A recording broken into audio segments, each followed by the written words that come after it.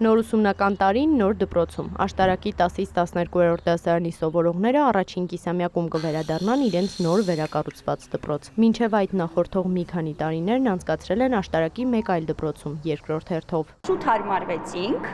ամեն ինչ նորմալ է։ Գուցե երկրորդ հերթն էլ ուներ իր դժվարությունները, բայց ամեն ինչ հարթ ընթացել է, ուսումնական process-ը դրանից չի տուժել, աշխատել ենք 6 օրյա, որպեսզի երեխաներին շատ չծանրաբեռնենք, տրանսպորտը մատակարարվել է հավուր պատշաճի։ 300-ից մեկն է այս դպրոցը, կրթության, գիտության, մշակույթի և սպորտի նախարարությունից նշում են։ Մայիսի 1-ի դրությամբ պատրաստ է 135 դպրոց։ Երբ որ ասում ենք շինարարությունը ավարտված է, նկատի ունենք, որ շինարարական աշխատանքներն ամբողջությամբ ավարտված են, գույքով ամբողջապես հագեցած է եւ դպրոցը պատրաստ է ամբողջությամբ ուսումնական գործունեության կազմակերպմանը։ Հանրակրթության վարչության պետն ընդգծում է 300-ից չկա մի դպրոց, որ ավարտական փուլում չլինի։ Վերադառնալով այս դպրոցին աշխատանքներն իրականացնող շինարարը պատմում է, դպրոցը շատ վատ վիճակում էր։ Պանելային սիստեմ էր ամբողջը, ճաքերը շատ էր, երևի երկրաշարժի ժամանակ էր եղել կամ ցնցումներից բանից։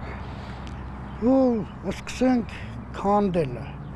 Քանդինք վերակառուցվող դպրոցը։ 90%-ով մենք համարյա վերջացրել ենք։ Զուգահեռ ընթանում են ներսի ու դրսի աշխատանքները։ Ընդհանուր առմամբ դպրոցի շինարարության վրա ծախսվել է շուրջ 1 միլիարդ 712 միլիոն դրամ։ Սա բասկետբոլի դաշտն է, նա ֆուտբոլինն է, որը որ չեր եղել մենք ենք արել։ Ինչ կար այս տարածքում։ Այս տարածքում կար խոտաբույսեր։ Վերակառուցումից հետո շուրջ 600 սովորող կրթություն կստանա այստեղ։ Շինարարը նշում է, որոշակի նախագծային փոփոխություններ են եղել։ Մի քանի ամիս աշխատանքները դադարեցվել են, բայց այս պահին տարածքում շուրջ 35 աշխատակից կա։ Այսպիսի դեպքեր հատկապես առաջին շրջանում են պատահել, երբ նույնիսկ ստիպված են եղել պայմանագիր խզել, նշում է ոլորտի պատասխանատուն, շարունակում։ Հասարակության մեջ կա վերաբերմունք, որ պետական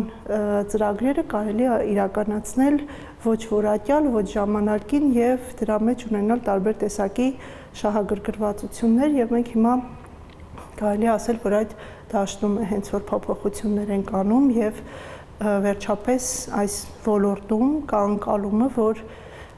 պետական ֆինանսավորմամբ, պետական մրցույթներին պետք է մասնակցեն որակյալ կազմակերպությունները, աշխատանքի որակը շատ խիստ վերահսկվում է եւ բացի դրանից կա նաեւ